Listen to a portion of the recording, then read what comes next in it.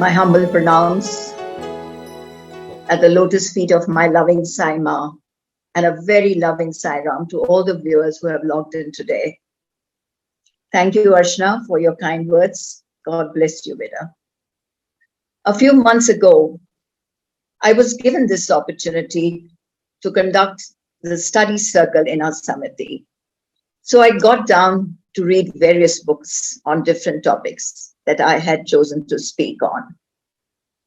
Little did I know that a beautiful opportunity had been offered to me by Swami, as I now realized, to some extent though, the meaning of surrender, sadhana and seva, love and devotion. And just last month, we discussed on the topic of grace and how to receive it. Today, I will be taking up the topic of grace and interrelate it to many of my own experiences in life. For almost all of us, grace of God has a different meaning in different stages of life. For example, if we find our work is completed without any obstacle, we feel it's His grace. If a school teacher doesn't give the weekly test, the students think that it was God's grace and thank Him profusely for His grace. If a hungry person gets food to eat, he feels very thankful to God, etc., etc. Yes, we all thank Him when things move in a direction which is according to our wishes and requirements. But what happens when things don't happen as we want them to happen? Do we still say, thank you, God, for not letting it happen? So let's take up both these outcomes of His grace. By God's grace, I was born in a family wherein my father was a staunch Shiv Bhakt and died with Om Namah Shivaya on his lips. And my mother was a great believer of Ma Durga, and she breathed her last on Vaikuntha Ekadashi that comes in the month of January many, many years ago. My brother and myself were never inducted into any formal prayers as such, but were always taught that whatever happens in life, even after we've put in all our efforts, is always for the best. And that became a guiding force in my life. And without realizing it, that God had showered me with His blessings, I continued with my life. Our parents' discipline and stress on character building with lots of unconditional love and care helped us to imbibe lots of confidence and virtues. Another grace of God on us. So when I got married into the Air Force, my upbringing helped me to face all the ups and downs of life. And I can tell you that there were many of them. My mother-in-law had a very delicate physique, and she was a very loving and happy person, even though she was totally blind.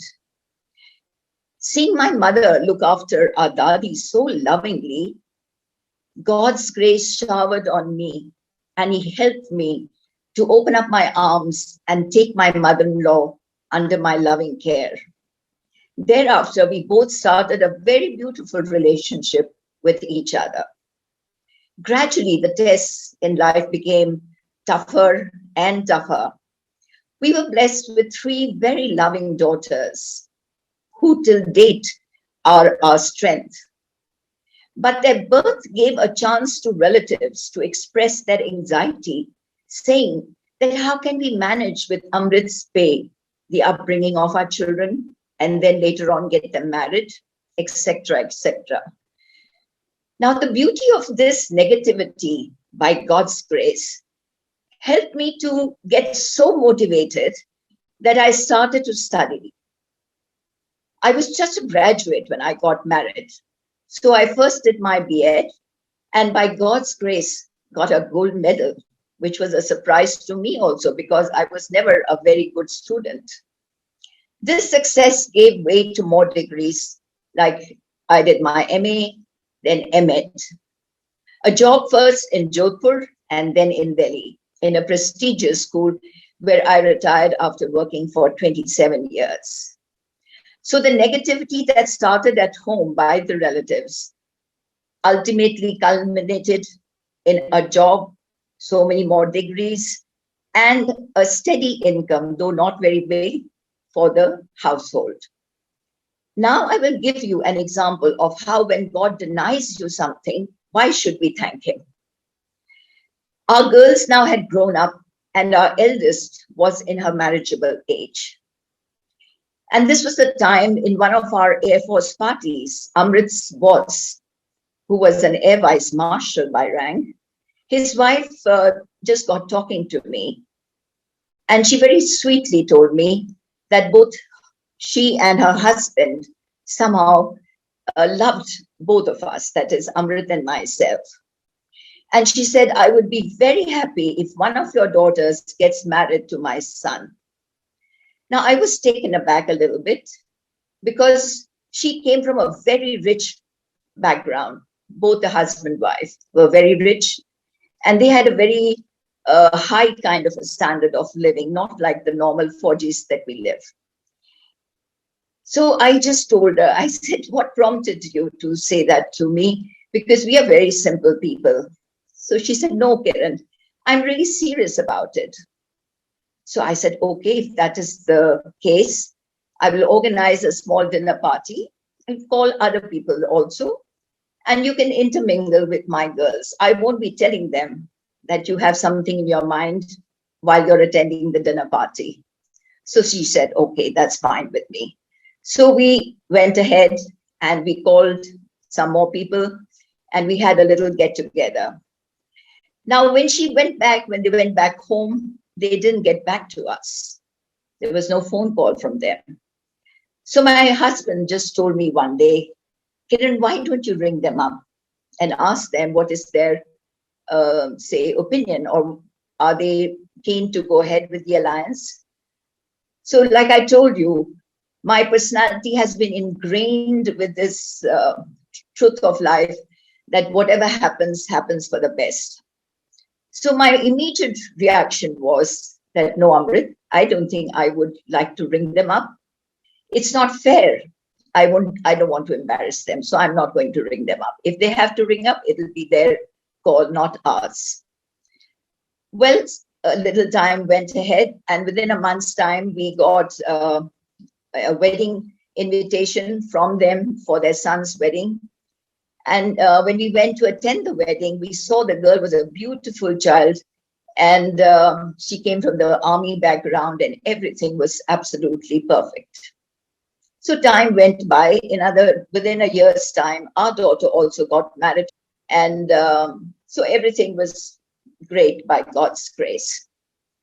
Now, another 3-4 years from this period, if you count, one day in the morning, when Amrit opened up the newspaper, he happened to be in Delhi at that time, we were shocked to read and see that a whole page of that newspaper was dedicated to the obituary of that same boy, for which his parents had sort of moved an alliance proposal with us, And so we had very mixed reactions that day. We were very much in grief for the parents, for their new wife. She was so young. And they also had a little child of just 1 year old. And we were also very thankful to God that he had saved our daughter and us from a disaster. So what I'm trying to say really is this, that grace cannot be understood because we do not know the entire perspective of our lives, and of the other people. So it is better to leave things to him than to be cribbing and saying, why does this not happen, or why did this happen, and so on. So these incidental benefits, like we say, for our worldly life, for our worldly achievements, that we keep getting grace from him. Now, is this the only form of grace that God gives us, is a question that we must definitely reflect on. And the answer from the books that I have read, it says that the incidental benefits of the worldly life are definitely not the only points of grace as far as Swami goes. The most important grace in life given to us by him is spiritual grace, which we can call as Adhyatmik Kripa. Now, spiritual grace is a benefit bestowed by God, because of which there is a transformation of attitude within us, which is the biggest miracle of Swami. We have said that so many times in so many discourses we've heard, and even in many of the people who have come on to this forum, they've also talked about transformation. And this happens when we experience some events in life. And when we experience those events in life, we go into the depths of understanding. And that helps us to draw closer to our divine nature. And we start taking things and looking at things with a different perspective. Another point, or another way of showering grace on us by Swami, is that while we are on the spiritual path, grace grants us opportunities or insights. That is, when we are doing our sadhana, many a times we must have realized that we encounter so many problems and we do not know how to come out of it. And so Swami, being so loving, he doesn't want us to keep wasting our time. So somehow or the other, he will manifest maybe as some kind of a wise thought in our brains, or he will give us an inspiration, or he will somehow reach a book which has an answer to our problems. And this result of grace can appear in any form. It could be, say, wisdom, prerna, book, anything to help us move forward in our sadhana. So this is the second spiritual grace that we are talking about. Now, the point comes up, how do we get his grace? Now, if you go through all the topics that we were talking about, sadhana, seva, love, devotion, we find that if a person has a pure heart and is living Swami's teachings, Swami's grace is automatic. No karma, I repeat, no karma can prevent that. And this happens to be a quote from Conversations, page 109. Now we come to how many kinds of grace we have? Like somebody asked the question, how many kinds of grace do we have? So there are actually two kinds, one that we earn and one that we have not earned, or it is called the unearned grace. The earned one is just like we pay a premium to the life insurance organization company, and we keep putting small amounts of money with them to be used at a time when we really need them. And the unearned one is the one which is based on our spiritual progress and devotion, that is bhakti. So the crux of the matter is that when we purify our character, we become increasingly fit to receive grace. Now, when we want to live our lives on the path of spiritual principles, it is very important that we must start at an early age. Like we're talking about that we must go on spiritual path and so on. Now, at my age, I'm going to turn 76 very soon. If I think that I will now start my sadhana at this age because I'm going to reach my grave, so it's high time I concentrate on Bhagwan. It is rather late because there are so many challenges of the body. And not only that, our attitude becomes too fixed, too prejudiced, very difficult to break and to restructure it. Very, very difficult to break. So Bhagwan in one of his discourses said that when we plan an outing, say a picnic, we go into such details. Like we plan the venue, we plan what transportation we're going to take, how many people are going, what are we going to eat, and so on and so forth. We start on time also and reach the place and come back safely, enjoying ourselves. When a small incident like this gets so much of our attention and planning, why can't we plan our journey to God at a younger age? Swami has very correctly put it like this, that if we, supposing I take myself, and if I have lived a very worldly life when I was young, and then in my youth, and then my middle age, and I had no ceilings on my desires, at this age, if I suddenly called for help, it would never be heard by Swami or any other God that we believe in. It will be just like that muhavra that says, so chue khakar billi haj ko chali. I mean, you led a life full of joy and sensuous desires, worldly achievements, worldly acquirements, wealth, and so on and so forth. And last, in the end, we want to suddenly become goody-goody and we want to reach God. It's not possible, and it doesn't move the heart of the Lord at all. On the other hand, if youngsters who are still young, I would really, I would like to talk about this to them, that this is the time for them to, it doesn't mean that you go into the caves or you go to the Himalayas and don't work, not at all. It doesn't mean that. But when you lead your life, you should lead your lives on the basis of spiritual principles so that you don't go wrong. You put a ceiling on your desires to a great extent. And then when you reach the old age, and then when you ask for help, you would definitely get it. That is for sure. There is no doubt about it whatsoever. Now, another question that comes to our mind is that, are we all qualified to receive His grace? Many a times I've heard youngsters on our sessions also complimenting the speakers and saying, oh, you're so good and you're so close to Swami, and what will happen to us?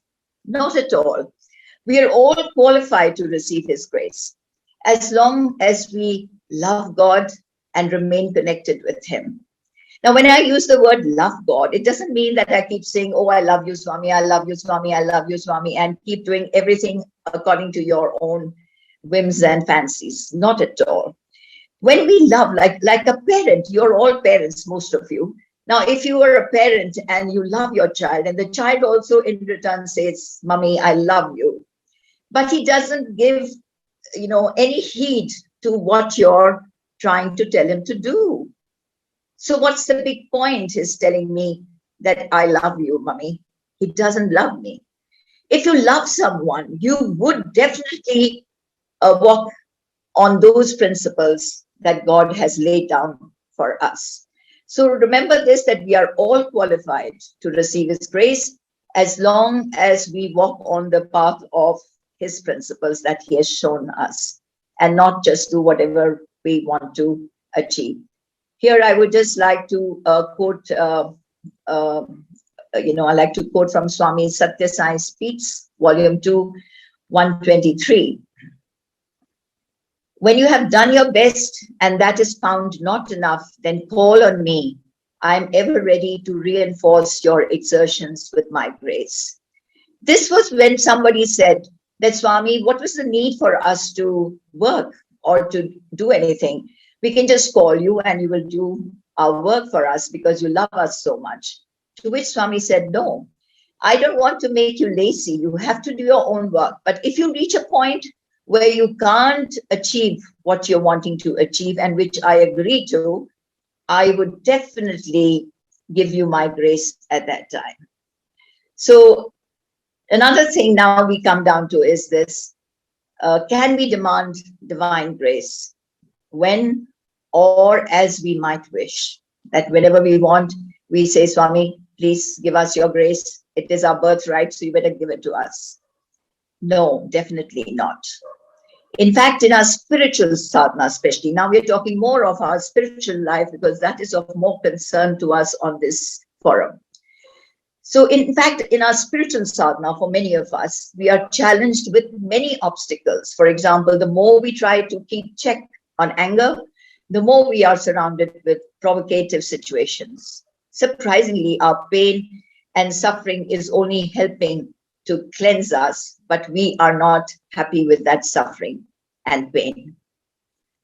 I don't know whether I've made myself clear here, but I would just like to repeat here that when we are trying to check something that's not good in our personality, Swami puts us in more provocative situations, and it really pains us. It makes us suffer.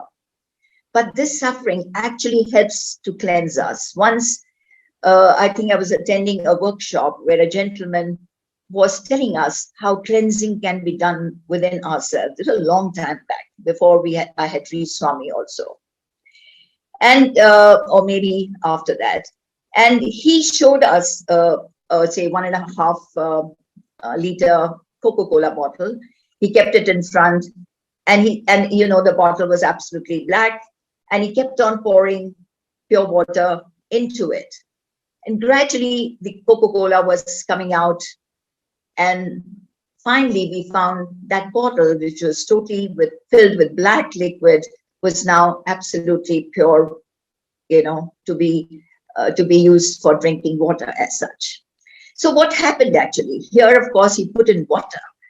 In the same way, the suffering that we undergo, in the same way, the problems that we face is used actually like a cleansing agent, which helps us to grow in our spiritual growth. Though I know that karmas have to be sort of lived out, but here God gives his grace, and it is used like a morphine, like the doctor uses morphine when he's doing surgery on you, so that the pain is there, but you don't feel it. In the same way, when you're going through problems, God's grace helps you to make you not realize that pain, and gives you the strength to face that problem. Now here, I'm reminded of Queen Kunti, like a few days back, when some speaker was talking about how suffering is a boon at times. We talked about Queen Kunti, that how when she was asked by Lord Krishna, what would you like to have, Bua? So she told him that I would just pray for sufferings in my life, because that made me think about the Lord through thick and thin.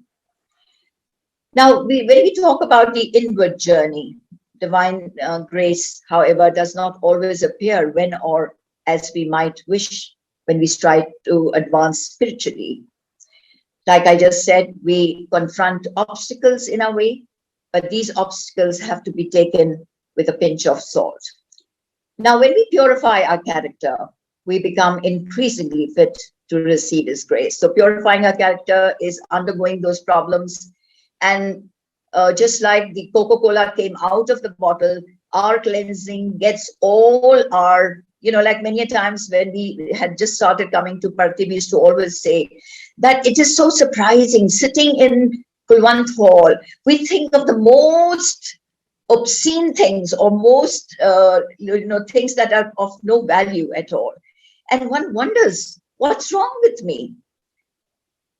But it is just a way of cleansing us, that all these negative thoughts are brought out from within us. So that is his grace. Now, how does one know, that God's grace is working on us? Many a times we say we don't have a litmus test for this. How do we know that God is really blessing us with his grace? So the greatest grace is which makes us turn inward to explore, who am I? Like we've had so many sessions on who am I, and we are quite aware of that on this forum. Then the second greatest grace is that God's grace makes us virtuous and also helps us to love selflessly. That's again a very big achievement in life, when you start loving people selflessly without any something in return that you want from them. And the most important one is that when we have his grace, like the other day I had mentioned this also in the forum, that even the thought of obtaining moksha or salvation only comes to us when His grace is on us, not otherwise. We can't even think about it otherwise. So when we direct all our efforts towards winning God's grace, His grace becomes our true wealth. And here I would like to just give another quote. So finally, God's grace is the greatest wealth as compared to material goods, etc. in life. This is the crux of it, actually.